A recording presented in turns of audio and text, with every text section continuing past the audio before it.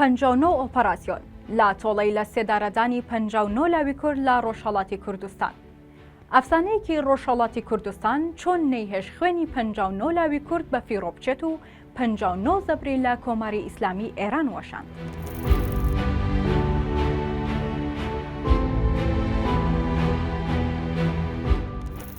چیرۆکێکتان بۆ دەگەڕمەوە کە لە زمانی هەموو کەسێکەوە نایبیستن. باسی قارەمانەتی فەرماندەیەکی ئەفسانەیی ڕۆژهەڵاتی کوردستانتان بۆ دەکەم کە ناوەکەی لە مێژوودا سەرەڕای بێدەنگی زۆر بەڵام وەک ئەستێرەی ڕووناک دەدرەوشێتەوە.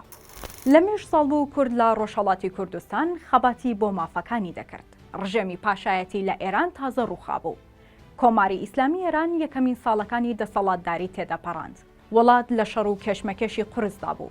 بەڵام بۆ کورد لە ڕۆژهەڵاتی کوردستان دۆخەکە زۆر جیاوازتر بوو لە ناوچەکانی دیکەی ئێران، چونکە کورد تەنیا هەوڵی ڕوخاندنی ڕژێمی پاشایەتی و هێنانە سەرکاری کۆماری ئیسلامی نەدابوو، بەڵکو داوای مافەڕەوەکانی خۆی دەکرد و ڕژێمی تازە بەدەسەڵات گەیشتووی ئێرانیش ئامادە نەبوو هیچ داواکاریەکی گەلی کورد لە بەرچاو بگرێت.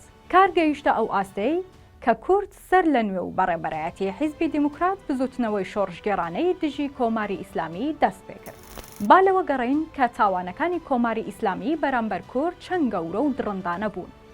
چیرۆکەکەی ئێمە بەشێکی بچووکە لە هێرشەکانی سوپای خومەینی بۆ سەر کوردستان و لێرەوە دەست پێ دەکات. ڕۆژی 12 جۆزەردانی 1362 هەتاوی بەرامبەر بە 2 حوزەیرانی ساڵی 1983 بوو.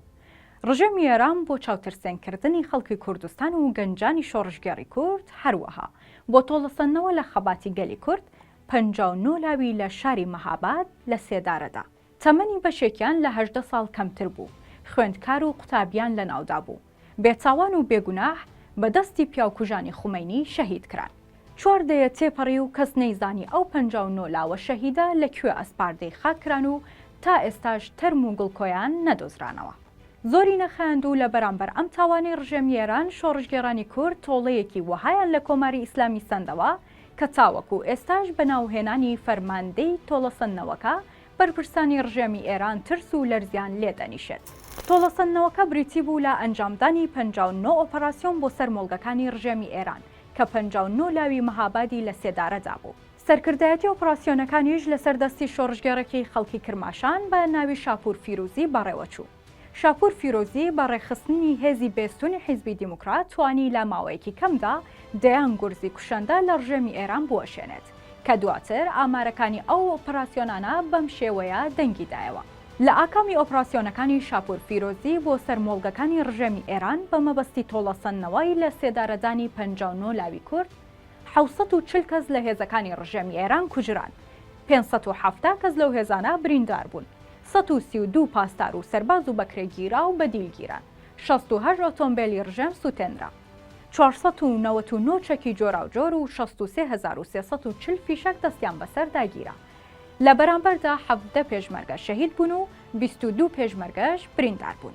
ئێستاش و دوای تێپەڕینی چەندین ساڵ لە تراژیدیای لە سێدارەدانی 59 لاوی کوردی مەهاباد هەموو ساڵێک یادی ئەم ڕۆژە دەکرێتەوە و ڕۆژی 12 جۆزەردانیان 2 حوزەیرانیش بە ڕۆژی زیندانی سیاسی کورد ناونراوە. بەڵام پێویستە و ڕاستیەش لە بەرچاو بگیردرێت کە ناو و خەباتی ئەو فەرماندە قارەمان و فەرماندەکانی دیکەی خەباتی ڕزگاری خوازی ڕۆژهەڵاتی کوردستان لەم بۆن و یادانەدا وەکو وەفا و ئەمەکێک زیندوو بکرێتەوە.